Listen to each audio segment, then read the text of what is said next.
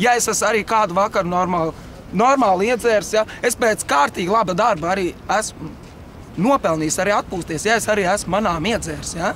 Es nekrītu no kājām nost, tad man ir visas tiesības arī atpūsties, kā es gribu. Sveicināts!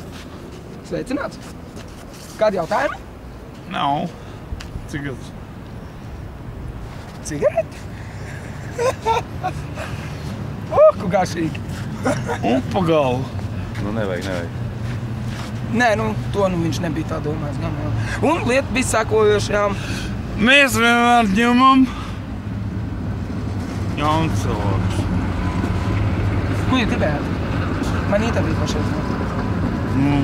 Saki, ko vajadzēja? Nē, bez jūs klātbūtnes es atvainojos.